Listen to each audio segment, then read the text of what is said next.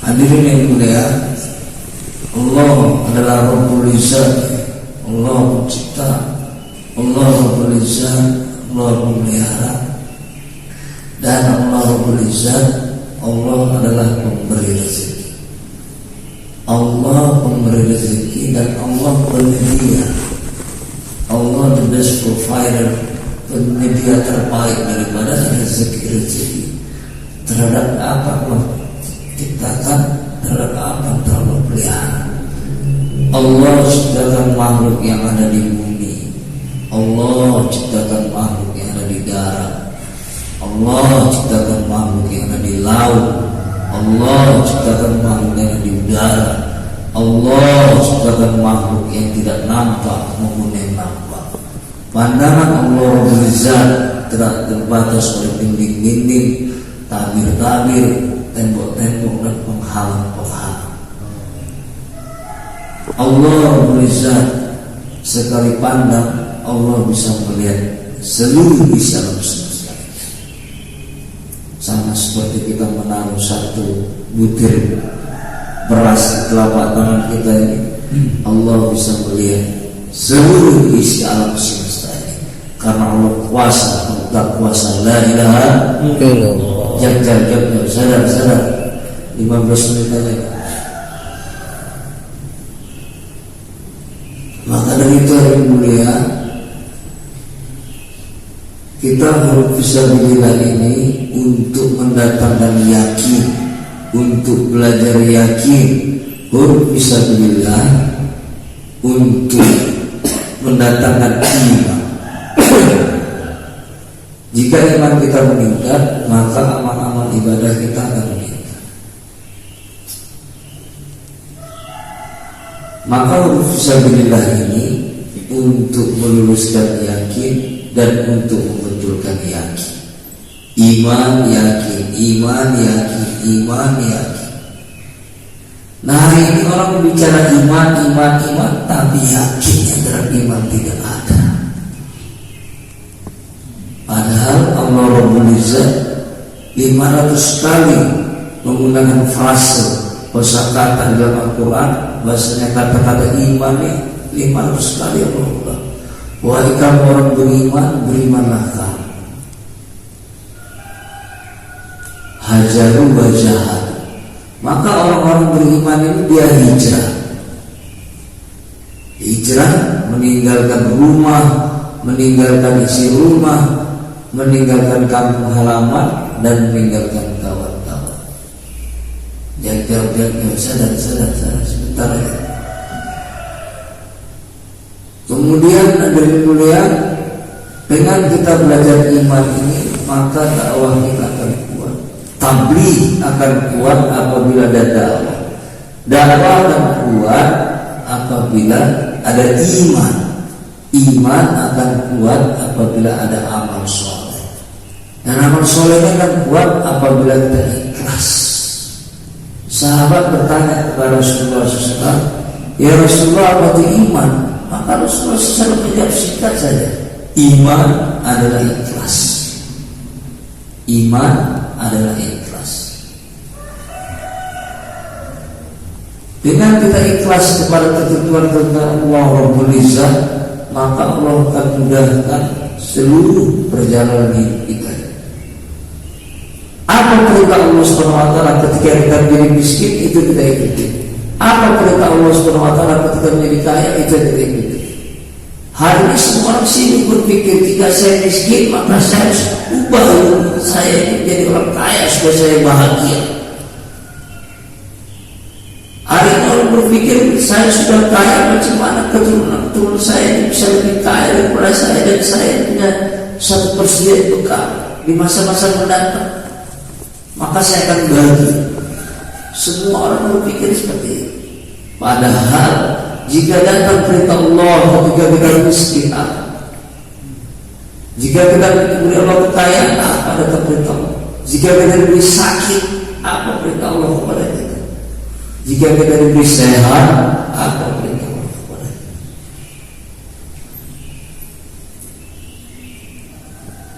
Maka dari itu yang mulia, Allah ingin menguji hati dari pada orang-orang beriman ini. Apakah ketika sakit kita masih ingat kepada Allah? Apakah ketika sehat kita masih ingat kepada Allah? Apakah ketika miskin kita masih ingat kepada Allah? Dan apakah ketika kita kaya masih ingat kepada Allah Rabbul Izzah? Semuanya ini Allah panggil, semuanya ini Allah sayang. Yang miskin Allah sayang, yang kaya Allah sayang, yang sakit Allah sayang, yang sehat Allah sayang, yang punya istri Allah sayang, yang tak punya istri Allah sayang, yang berbalik tetap Allah sayang, yang tak punya tangan kiri, tak punya tangan kanan Allah sayang, yang tak bisa bicara Allah sayang. Maka janganlah induk daripada segala amal. Dakwah ini menghapus, guru fisabilillah ini menghapus dosa-dosa besar, sedangkan ibadah menghapus dosa-dosa kecil.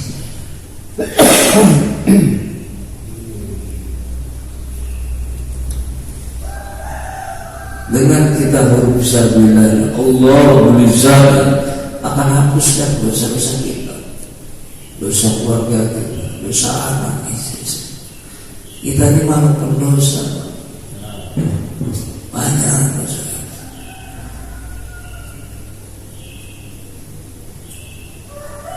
Nah, kemudian dengan kita bisa bilang satu hari saja kita habiskan di jalan Allah, ini lebih baik daripada 1000 hari yang bukan kita habiskan di jalan Allah. Satu hari kita beribadah di jalan Allah, ini lebih baik daripada seluruh hari-hari ketika kita beribadah bersama anggota keluarga kita.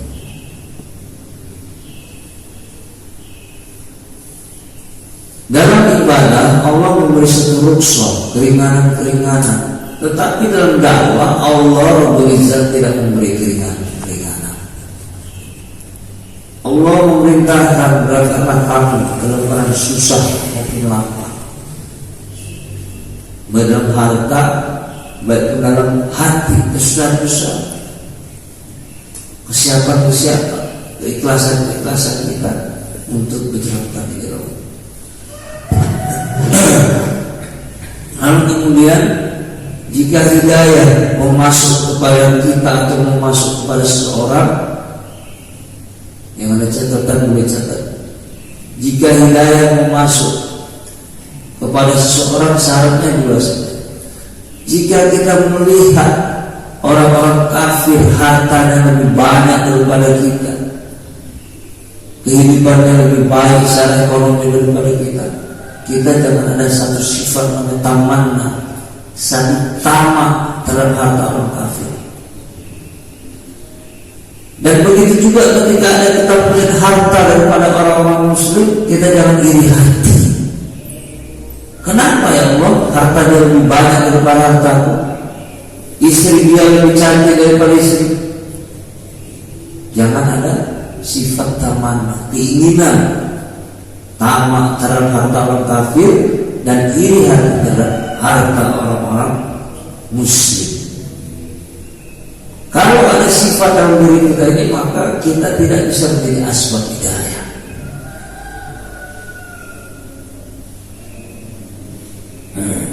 Lalu kemudian asbab hidayah berikutnya adalah mujahadah. Allah Rabbul Izzah telah menetapkan aturan komposisi, bahasanya hidayah datang asbab dari mujahadah. Walaupun kita di sini orang berilmu, tapi kita tidak pikir, tidak gerak, tidak risau, tidak doa, bagaimana orang-orang di sini bisa datang ke masjid, ini tidak akan jadi asbab mujahadah. Tapi satu orang bodoh yang tahunya hanya momen asal kalau mengatakan, ayo Pak ke masjid, Pak ke masjid, Pak. Siang malam dia ada orang datang ke masjid, asbab dari kesusahannya inilah menjadi asbab daripada hidayah. Makanya orang-orang dakwah, orang-orang tabligh, tak semuanya pintar-pintar orang ini. Walaupun kostumnya, kostum Nabi, profilnya, performanya dari performa Nabi. tapi secara keilmuan belum memadai. Itu pun Allah pilih dan itu pun Allah panggil. Allah bukan saja memanggil orang yang mampu, tetapi Allah akan memampukan orang-orang terpanggil. Nah, dakwah terpanggil, panggilan jiwa, panggilan hidup. Kalau kita ikhlas terima dakwahnya, maka hati kita terlapang. Gak ada kesusahan lagi dalam dakwah. Allah beri kemudahan. Tetapi ketika Allah beri kemudahan, jangan dikatakan nggak enak keluar sama Amir itu, nggak mujahadah. Bapak kita mujahadah macam apa, Pak? Mujahadah itu bukanlah kita naik gunung, turun gunung, diusir sana, diusir sini. Bukan hanya itu. Mujahadah itu bagaimana nafsu-nafsu kita yang tunduk kepada perintah-perintah Allah dan ikut daripada ajaran daripada sunnah-sunnah baginda Rasulullah sallallahu alaihi wasallam.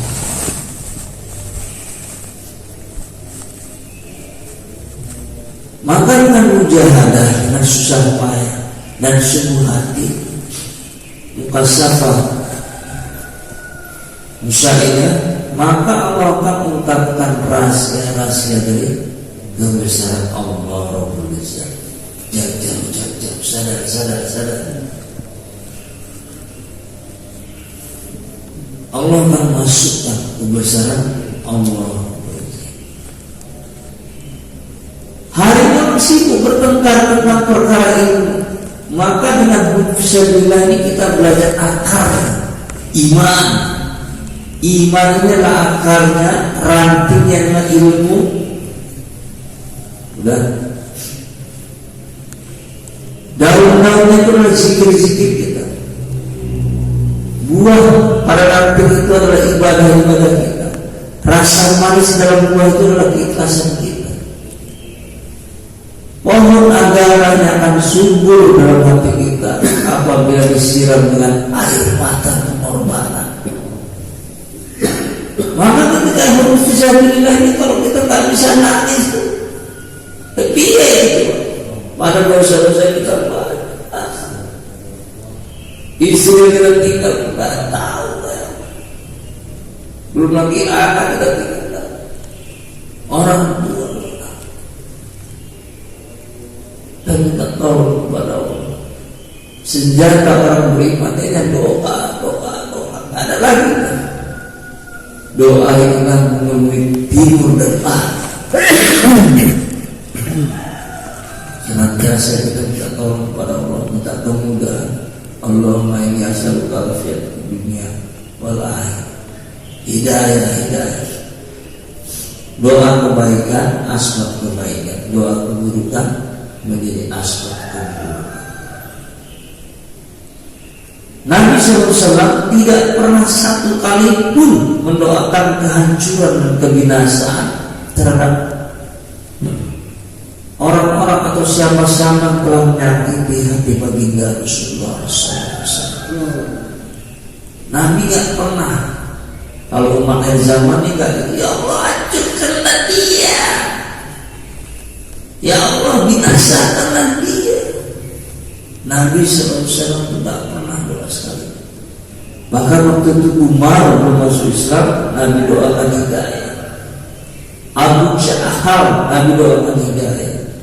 Umar masuk Islam, Abu Jahal tidak dapat hidayah. Anak dari Abu Jahal dapat hidayah.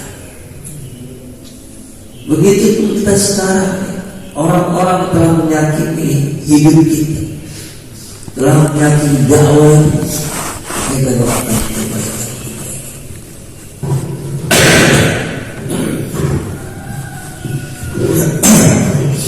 Kemudian yang terakhir adalah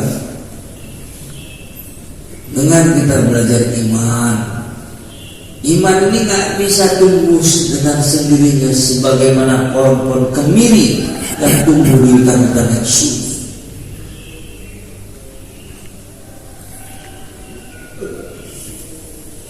Iman harus kita usahakan, baru iman datang kepada kita. Kalau iman tidak diusahakan, maka ia tidak akan bisa datang kepada kita. Kenapa Bapak sekarang terlibat atau ikut dalam usaha dakwah? Karena Bapak pernah minta kepada Allah, ya Allah kasih hidayah. Pernah tenggelam dalam lautan maksiat, dalam buih-buih kemaksiatan. Maka Bapak minta kepada ya Allah, aku sudah muak dengan kemaksiatan. Tolong ubah keadaan keluarga. Maka Allah akan masukkan nur daripada hidayah. Allah akan masukkan ruh daripada kebaikan-kebaikan itu. Kalau kita nggak ada hidayah, hidup kita sebagaimana hidupnya jahiliyah, nggak mau tahu siapa Tuhan, nggak mau tahu siapa Nabi, itu nggak mau tahu. Bahkan sama diri sendiri nggak kenal, sama anak istri nggak kenal, nggak sayang. Yang penting happy, yang penting nafsu terpuaskan. Padahal nafsu semakin ingin dipuaskan, semakin mengecewakan.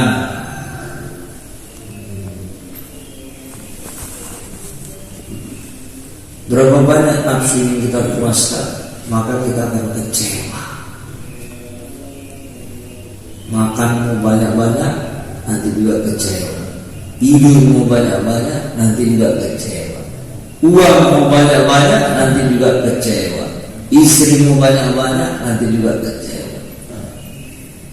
Semakin ingin dipuaskan, maka nafsu akan mendatangkan kekecewaan.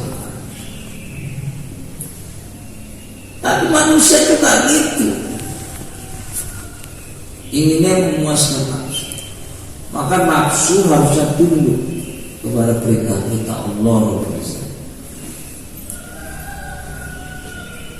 Kemudian tadi sebelum kita kenal Allah, maka kita berada di satu kondisi namanya jahiliyah. Kita minta kepada Allah agar Allah ubah hidup kita, maka Allah datangkan hidayah. Ketika hidayah ini bersama kita, hati kita ini berbunga-bunga sama agama. Rasanya mau hari-hari itu berselawat, hari-hari mau beristighfar, hari-hari mau berzikir, hari-hari kita mau dengarkan kebaikan-kebaikan. Turunlah hidayah. Tapi ada satu lagi kondisinya, lokasi belumlah kamu disebut orang beriman sebelum aku uji kamu, kata Allah. Maka Allah uji kita. Setelah itu dakwah, kemiskinan datang kepada Allah. Warga orang-orangnya hancur. Kenapa seperti itu hari dunia? Sahabat pernah bertanya sama Rasulullah, kami cinta engkau 3 kali. Rasulullah bilang, ya kalau kamu cinta kepada aku, ya siap-siaplah kemiskinan melanda kalian.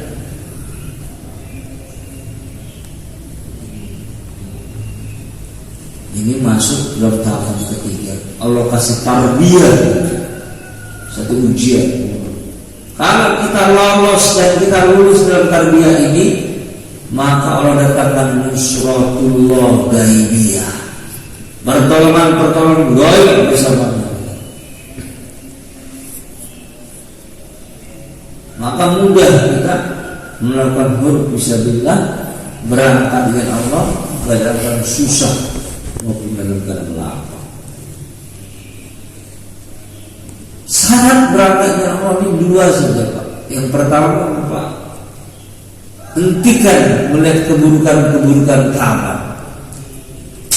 Nak sholat tahajud dia itu, nak sholat duha dia itu, nak zikir-zikir dia itu, nak ini.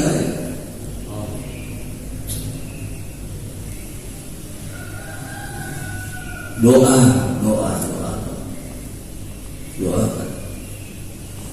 Kemudian lupakan pengorbanan kita pernah 40 hari, paling 4 bulan paling lupakan. Supaya mudah, supaya kita awet dalam usaha dakwah. Maka usaha dakwah ini juga kita libatkan masturah supaya masturah berpikir sebagaimana sahabiah, wanita yang beriman adalah untuk laki-laki yang beriman. Jangan sampai wanita ini hanya dapur, kasur, sumur, jemur, sampai ya uzur masuk di kubur. Bukan itu kerja perempuan itu. Tapi macam mana kita ajak tolong menolong dalam agamanya Allah Subhanahu wa taala. Kita ajak kepada istri-istri kita ini untuk huruf fisabilillah. Bijar Allah. Bawa ibu, bawa adik, bawa kakak. Huruf fisabilillah. Maka dengan huruf fisabilillah inilah Allah akan hapus dosa-dosa. Kami adalah jamaah jalan kaki dari Medan Sumatera Utara. Besok insyaallah subuh, pada subuh ini kita sudah jalan ke Masjid Ibadur Rahman. Mudah-mudahan monggo Bapak Ibu 3 hari, 2 hari, 1 hari. 1 hari saja Pak bersama jamaah 4 bulan, maka ruh daripada iman kita naik. Kumpul. Terakhir adalah yang mulia, kita niatlah sungguh-sungguh lagi dalam usaha dakwah. Sungguh-sungguh dalam usaha dakwah itu maksudnya bukan kita menjadi keras hati, bukan. Tapi macam mana kita menjadi lembut terhadap keluarga kita. Jangan bisa senyum sama istri orang, tapi sama istri sendiri tidak bisa senyum. Sama anak nggak bisa ramah, sama anak orang, 5.000 jajan. Tapi sana Pak dari Pak 5.000. Kamu kan baru tadi saya asik. Orang yang paling banyak memberi ini hatinya akan terang. Memberi itu menerangi hati. Hidup ini apa yang kita berikan, bukan apa yang kita dapatkan. Apa yang kita berikan, maka inilah yang Allah kasih pada kita.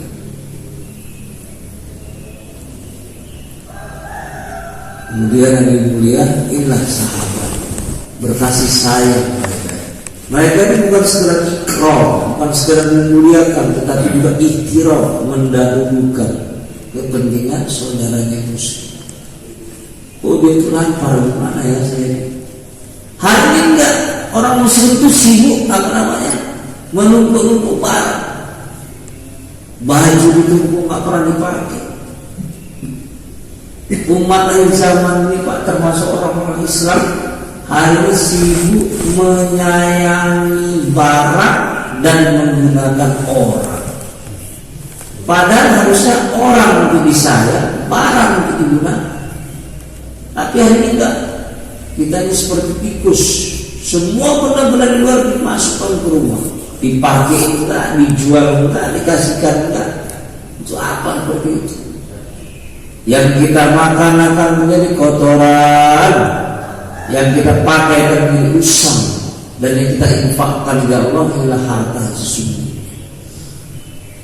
Maka dengan banyak memberi ini hati kita akan terang. Dengan banyak memberi, sifat-sifat dengki diri kita ini akan hilang. Ini Nabi yang dulu saling memberi hadiah kamu. Kalau kita pulang takazah, pulang ke rumah itu bawa hadiah di rumah. Walaupun permen 1. Ini bapak-bapak pulang 4 bulan banyak tongkat ke rumah. Apa itu? Wah inilah maaf, tongkat ini gini-gini. Perempuan bukan apa enggak perlu. Dia perlu tuh oleh-oleh. Dia perlu kasih sayang kita tuh berubah menjadi lebih baik, lebih sayang. Jadi bapak-bapak yang mau komensi mau berangkat 4 bulan, bilang sama istri, kita mau berangkat 4 bulan jalan kaki. Peluk yang lama, cium yang lama, perpisahannya akan terjadi kepada kita. Dan yakinlah bahwa istri dan anak kita ini Allah Rabbul Izzati sedang menjaga kita. Maka dari itu yang mulia, inilah kita pentingnya huruf fisabilillah ini untuk mendatangkan yakin kepada kita. Macam mana dengan uang yang pas-pasan Allah bisa antar ke seluruh alam. Tapi janganlah pula ini menjadi kebiasaan. Kalau kita punya harta lebih, aku bisa jual. Kalau kita jual yang kita sayangi, maka dakwahnya akan lengket sama kita. Ada yang kita korbankan. Nah, kita takut mengorbankan apa-apa yang disayang.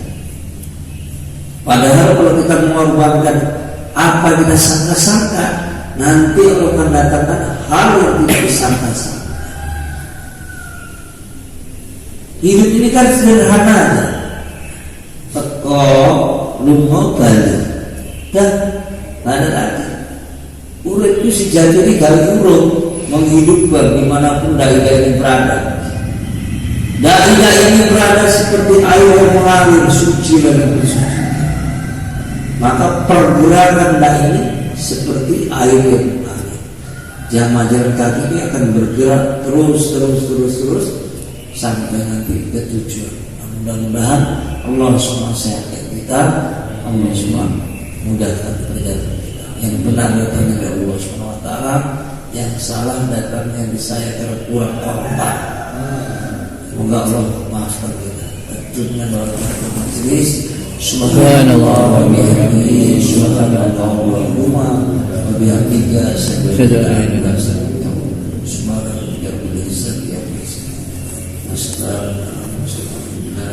Assalamualaikum warahmatullahi wabarakatuh. Waalaikumsalam warahmatullahi wabarakatuh.